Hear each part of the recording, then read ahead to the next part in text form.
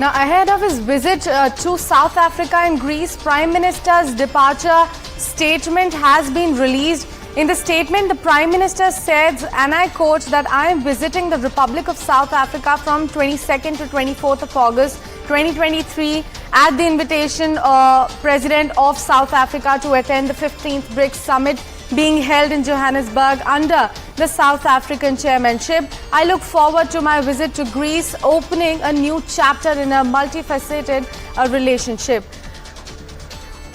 I have CNN News 18, Siddhant, joining me live early morning on this broadcast as well. Siddhant, a very good morning to you. Could you give us more details about this breaking news that we just gave to our viewers? Well, yes, that's right. So in some time from now, PM will leave for Johannesburg, and before that, we are getting this statement that has been released by Prime Minister's office, and perhaps this statement confirms that PM has accepted His Excellency Mr. Cyril Ramaphosa, the President of South Africa's invitation to attend 15th BRICS Summit in personal capacity. India also has been pursuing a strong cooperation agenda across various sectors. We value that BRICS has become a platform for discussing and deliberating on issues of concern for the entire global South. During my stay in Johannesburg, I will also participate in BRICS Africa and BRICS Plus. So other than the BRICS leaders retreat, there are going to be two other programs which Prime Minister Modi is going to attend. He is also talking about that. He also, Prime Minister also will be traveling to Greece after South Africa.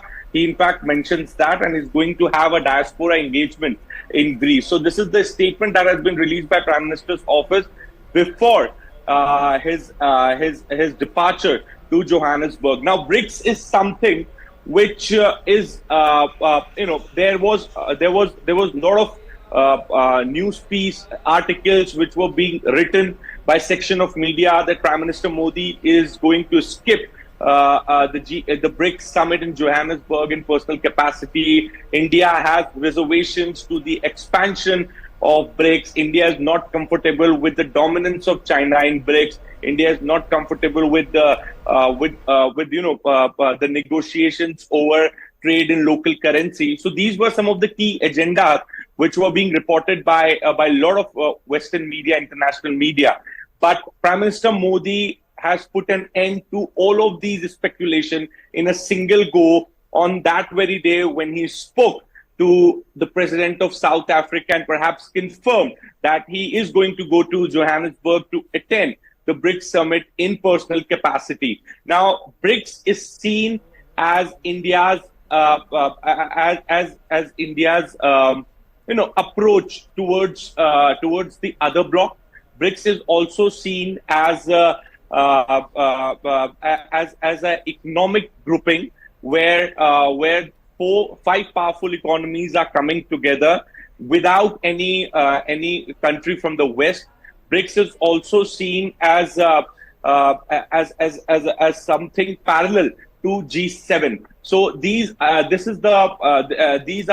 some general perception for BRICS.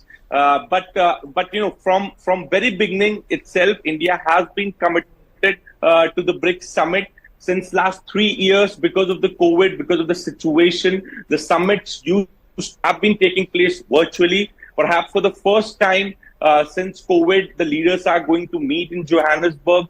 Vladimir Putin is not going to attend in personal capacity, obviously, because of the warrant from the International Criminal Court of Justice, but he is going to connect virtually. So it's going to be a very important summit for Prime Minister Modi, and perhaps Xi Jinping is also going to be there, the Chinese president. So there could be a possibility of bilateral taking place between Prime Minister Modi and Prime Minister Xi Jinping. If that happens, then that's something very unprecedented, because we have seen that in the last few years, both leaders didn't sit down for the talks. Siddhant, I'll have to interrupt you over there because I have CNN News 18's Abhishek Jha joining me live on the broadcast as well.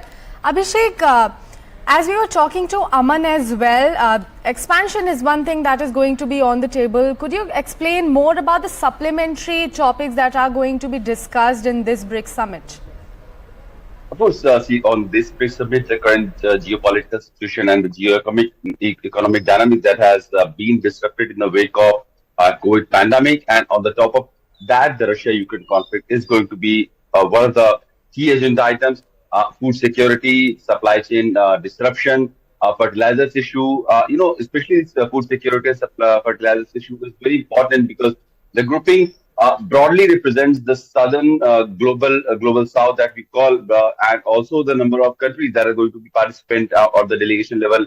Participation during this visit will be mostly representing from the global south, and in this region, agrarian economy is one of the key factors in their economy. A fertilizer crisis does impact them. Fuel crisis across the globe that has been disrupted because of the Russia-Ukraine conflict, and the prices that has been going just up and up in the last 1.5 years has been impacting their economy. So these are the issues that they'll be discussing. Of course, this is a developmental block where the internal economic cooperation is also discussed. Expansion is one of the major agenda that this time is going to be discussing. These member groupings are going to discuss. Initially, it was reported that India was insistent on having an expansion of the grouping, but now officially India has stated its position that it is not averse to the idea of expansion of the group or including more members in the grouping, but only the guidelines or the rules that has been laid out how a member could be part of this BRICS nation grouping. That should be followed, and that charter would be followed, and then only any country can be part of it. Currently, it is being reported that about 22 nations have applied for the membership of BRICS grouping.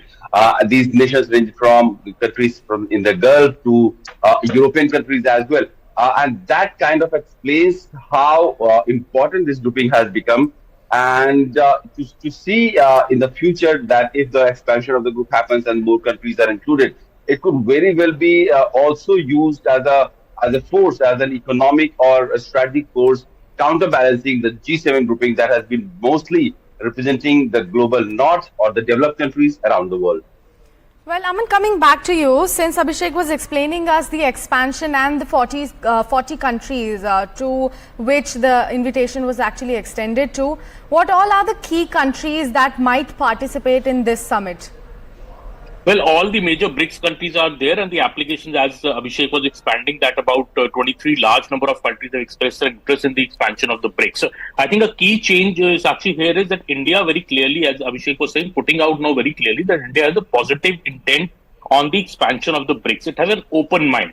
That is what the term that was used by the Foreign Secretary yesterday. I think that is very important because there have been these speculations that India is not in favor of the BRICS expansion. So that India has very clearly played out now that India is completely as a positive intent and open mind to BRICS expansion, and that in fact would see some positive discussions at the BRICS summit this year. Also, the point that that the BRICS always works on the principle of consensus. So if the expansion has to happen, there also has to be full consensus on how the member countries want the BRICS to be expanded. So that has to be the guiding principle of the entire expansion exercise. I think also besides the BRICS summit, I think the PM's visit to Greece, I think is also very, very crucial in this trip. He's going to Greece after 40 years after an earlier Prime Minister of India went to Greece. That was Mrs. Indira Gandhi in 1983. And there is a pattern also to the Prime Minister's visits to certain countries after many, many years. So, there's an example of Greece where an Indian PM is going after 40 years. There was the example of Egypt where an Indian PM went after 26 years in Mr. Narendra Modi. There's the example of Denmark where an Indian PM went after 20 long years. And there's Papua New Guinea where an Indian PM went for the very first time. So there's also this very, I think, a conscious effort by the Prime Minister, Mr. Narendra Modi, to go to such countries where there have been no diplomatic visits for a very, very long time. Be it Greece, be it Egypt, be it Denmark, be it Papua New Guinea in the last 1 year. So also new territory being charted in diplomacy, and Greece obviously has been backing India for a permanent